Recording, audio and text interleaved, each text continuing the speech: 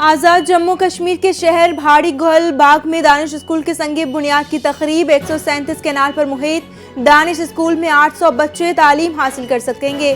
तकरीब से खिताब करते हुए वज़ीर आज़म शहबाज शरीफ ने कहा कि बाग दानिश का संगे बुनियाद रखते हुए खुशी हो रही है। पंजाब से दानिश स्कूल की तामीर पूरे मुल्क में फैल चुकी। ये वो दानिशगाह है जिसका सफ़र हमने पंजाब से शुरू किया था। 23 मार्च 2026 को इस दानिश स्कूल का इफ्तिताह किया जाएगा। बतौर वज़ीर आज़म आज़ाद कश्मीर को एक दानिश स्कूल का तोहफा देता हूँ। वादी नीलम में भी दानिश स्कूल का संगे बुनियाद रखा जाएगा।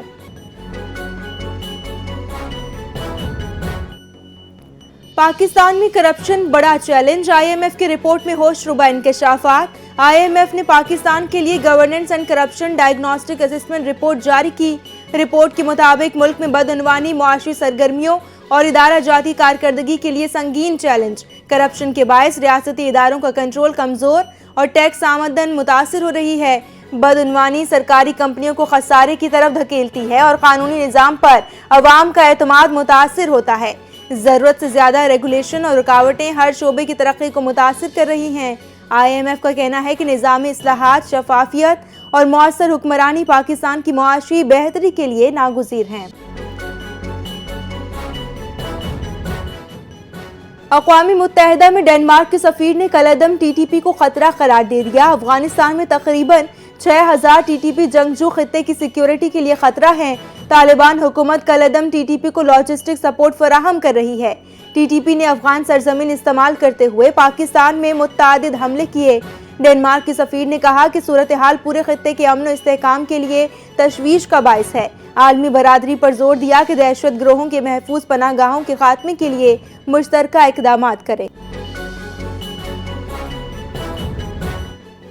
खैबर पख्तूनख्वा के ज़िला कुर्रम में सिक्योरिटी फोर्सेस की 2 अलग अलग कार्रवाइयां। भारतीय सरपरस्ती में सरगर्म खवारिज के 23 दहशतगर्द हलाक।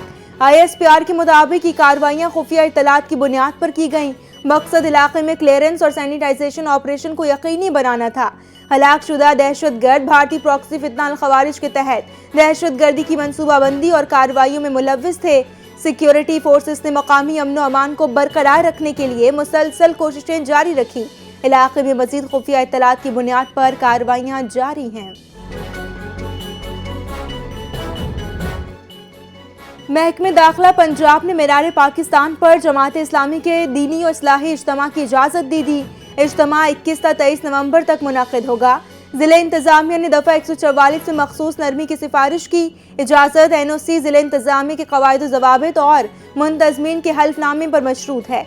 इंतज़ामिया स्टेट सिक्योरिटी ख़वातीन व हज़रात के लिए अलहदा इंक्लूजर्स और हंगामी रास्तों की जिम्मेदारी होगी। इज्तिमा के दौरान साउंड सिस्टम ग्राउंड में कम वॉल्यूम पर इस्तेमाल होगा।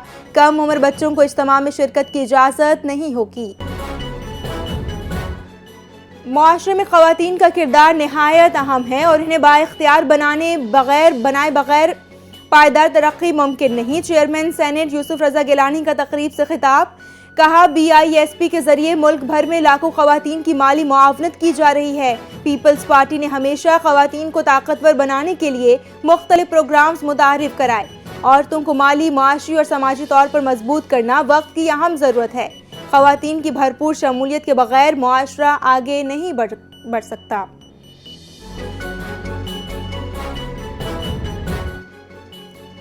वज़ीर ख़जाना मोहम्मद औरंगज़ेब से नाइजीरियन रेवेन्यू वफ़द की मुलाकात। रेवेन्यू इस्लाहात, टैक्स सिस्टम और गवर्नेंस पर तबादला ख्याल।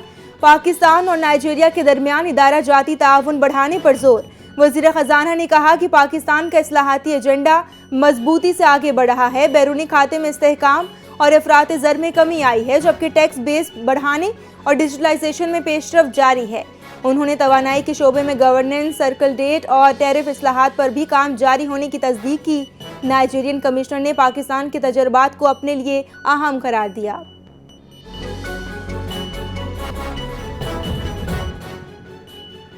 सुप्रीम कोर्ट में 27वीं आईनी तरमीम के असरात पर अहम फुल कोर्ट इजलास में जजों ने तरमीम के असरात और अदलिया के इदारा जाती रद्द अमल पर तफसीली गौर किया। इजलास के दौरान इज्तिमाई इस्तीफे की तजवीज़ पर कोई इत्तफाक राय ना हो सका। तरमीम के बाद सुप्रीम कोर्ट के इख्तियारात में कमी वाक़ई हुई। जजों ने आइंदा हिकमत अमली पर गौर किया। फुल कोर्ट इजलास चीफ जस्टिस याहिया आफरीदी की सरबराही में 14 नवंबर को हुआ। اجلاس کے دوران سوال اٹھایا گیا کہ سپریم کورٹ پارلیمنٹ کو قانون سازی یا ترمیم سے روکنے کا آئینی اختیار رکھتی ہے۔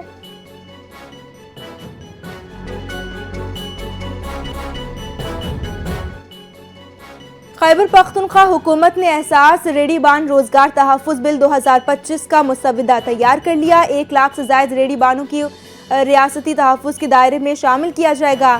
وزیر اعلیٰ خیبر پختونخوا سہیل آفریدی نے کہا کہ اب ریڑھی بانوں کی روزگاری پر کوئی ڈاکہ نہیں ڈال سکے گا۔ رجسٹرڈ ریڑھی بانوں کے خلاف بغیر نوٹس انسداد تجاوزات کی کارروائی ممنوع ہوگی۔ ہر شہری کو قانون کے مطابق مساوی تحفظ حاصل ہوگا۔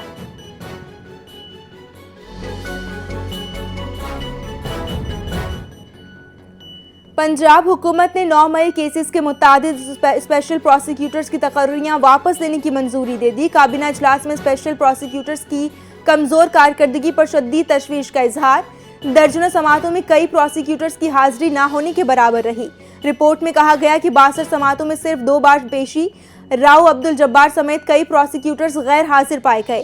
حساس سرور روڈ کیس میں فرحاد علی شاہ کی کارکردگی غیر تسلی بخش قرار۔ پروسیکیوٹر جنرل اور ڈپارٹمنٹ کی سفارش پر ناقص کارکردگی والے پروسیکیوٹرز کی خدمات واپس لینے کا فیصلہ۔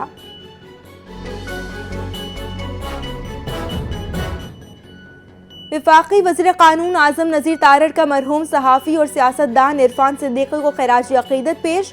کہا کہ عرفان صدیقی اعلیٰ پائے کے صحافی اور زیرک سیاستدان تھے۔ تقریب سے خطاب کرتے ہوئے انہوں نے کہا کہ مرحوم نے گرم ترین سیاسی ماحول میں سرد ہوا کا کردار ادا کیا اور ان کی جدوجہد کو فراموش نہیں کیا جا سکتا۔ وزیر قانون نے کہا کہ مرحوم عرفان صدیقی بہترین انسان تھے اور ہمیشہ اصولوں کی سیاست کرتے رہے۔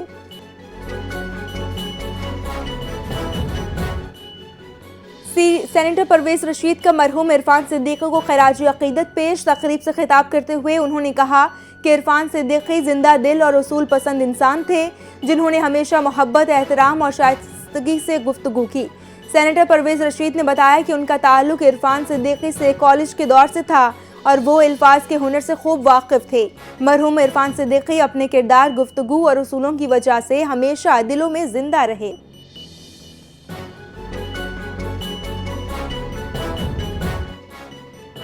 بچے کسی بھی معاشرے کا سب سے اہم حصہ اور قوم کا حقیقی مستقبل ہیں۔ وفاقی وزیر قانون اعظم نذیر تارڑ کا تقریب سے خطاب۔ کہا بچوں کی تعلیم، صحت اور تحفظ ریاست کی اولین ترجیح ہونی چاہیے۔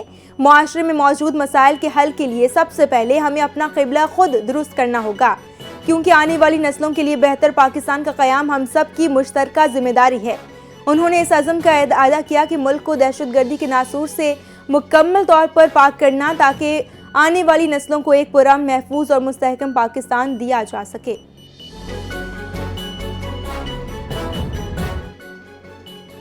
پاکستان سمیت دنیا بھر میں آج عالمی یوم اطفال منایا جا رہا ہے۔ یوم اطفال کا مقصد بچوں کی بہترین پرورش اور والدین میں شعور بیدار کرنا ہے۔ اقوام متحدہ کے ادارے یونیسیف نے 20 نومبر 1989 کو بچوں کے حقوق کے لیے مخصوص کیا۔ ابتدائی عمر میں کھیل، سیر و تفریح اور تعلیم بچوں کی ذہنی اور جسمانی نشوونما کے لیے ضروری۔ پاکستان میں کئی بچوں سے گھروں، کارخانوں اور بھٹوں میں مشقت لی جا رہی ہے۔ چائلڈ لیبر ایکٹ کی خلاف ورزی کرنے والوں کے خلاف مؤثر کارروائی ناگزیر ہے۔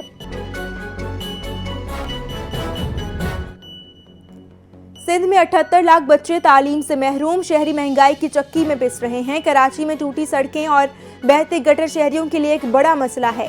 امیر جماعت اسلامی کراچی منم ظفر نے کہا کہ مینار پاکستان سے شروع ہونے والی تحریک ظلم کے خاتمے پر ختم ہو گئی۔ آج کراچی سے لاہور کے لیے اسپیشل ٹرین روانہ ہوئی، جس میں 1500 سے 1800 افراد سوار تھے اور تمام ٹرینوں میں قافلے لاہور کی جانب روانہ ہیں۔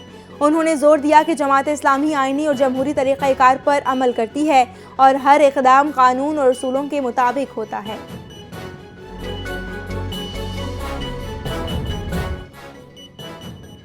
وزیر اعلیٰ سندھ مراد علی شاہ سے A D B country director MFN کی ملاقات۔ ایشیائی ترقیاتی بینک کے ترقیاتی منصوبوں میں شراکت داری جاری رکھنے کی یقین دہانی۔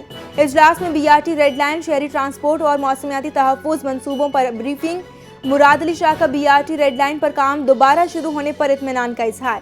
کہا ٹرانسپورٹ، پانی اور انفراسٹرکچر میں پائیدار اقدامات حکومت کی ترجیح ہیں۔ ADB نے سندھ حکومت کے عزم کی تعریف، منصوبوں کے لیے اضافی فنڈز دینے کی یقین دہانی کرائی۔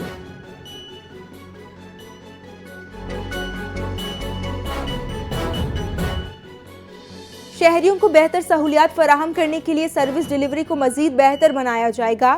کراچی میں سیوریج مسائل کے حل کے لیے ضروری گاڑیاں کارساز پر تیار کھڑی ہیں۔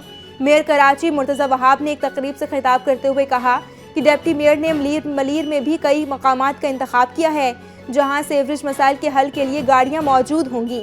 مرتضی وہاب نے کہا کہ ہارون آباد کسٹم سینٹر کی تعمیر مکمل ہو چکی اور کراچی کی بہتری کے لیے مسلسل فیصلے کیے جا رہے ہیں۔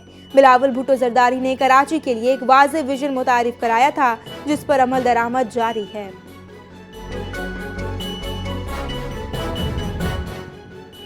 ملیر پولیس کی بڑی کارروائی، 70 سے زائد چوری شدہ موبائل فونز برآمد، ایس ایس پی آفس میں خصوصی تقریب منعقد، S P Malir, I T teams اور پولیس افسران کی شرکت، برآمد کیے گئے تمام موبائل فونز اصل مالکان کے حوالے۔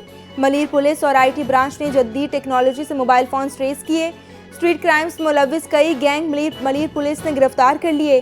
شہریوں نے پولیس کی بروقت کارکردگی کو سراہا اور S S P Malir doctor Abdul Khaliq نے کہا کہ جرائم پیشہ عناصر کے خلاف مؤثر کارروائیاں جاری رہیں گی۔ شہریوں کے تحفظ اور املاک کی بازیابی اولین ترجیح ہے۔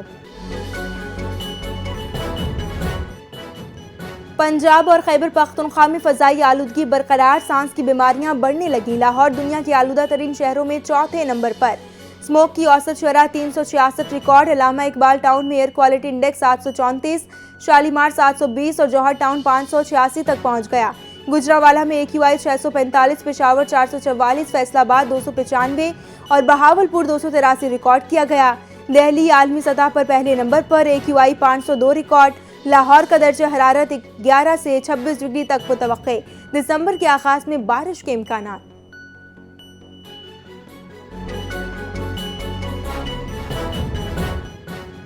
ملک کے بیشتر علاقوں میں موسم سرد اور خشک، بلوچستان کے متعدد اضلاع میں سردی کی شدت برقرار۔ محکمہ موسمیات کے مطابق کوئٹہ میں کم سے کم درجہ حرارت 1 degree centigrade record, Kalat میں 1، سبی میں 12، Nokkundi 9 degree centigrade record, Gwadar میں 14 اور جوانی میں 19 ڈگری سینٹی گریڈ ریکارڈ ہوا۔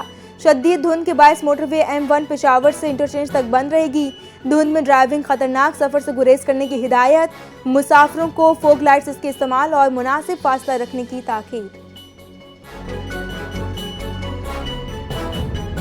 ٹرائی اینگولر T20 سیریز آج سری لنکا اور زمبابوے راولپنڈی میں آمنے سامنے ہوں گے۔ زمبابوے پہلے میچ میں پاکستان سے ہار چکا، سری لنکا آج ایونٹ کا آغاز کرے گا۔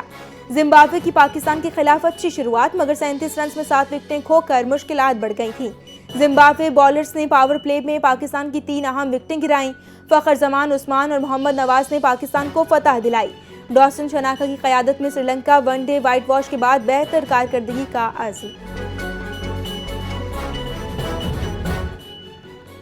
وزیر اطلاعات عطا اللہ تارڑ نے سری لنکا کے نائب وزیر اعظم کھیل کی ملاقات، کھیلوں میں باہمی تعاون اور دو طرفہ رابطہ پر تبادلہ خیال ہوا ہے۔ عطا تارڑ نے کہا کہ پاکستان اور سری لنکا کے تعلقات اعتماد، احترام اور مشترکہ اقدار پر قائم ہیں۔ پاکستان خطے میں اسپورٹس ڈپلومیسی کو فروغ دینے کے لیے سنجیدہ اقدامات کر رہا ہے۔ سری لنکا نائب وزیر اعظم نے بھی اس دورے کو دونوں ممالک کے دوستانہ اور بااعتماد تعلقات کا مظہر قرار دیا اور ٹرائی نیشن سیریز کے لیے بہترین انتظامات کو سراہا۔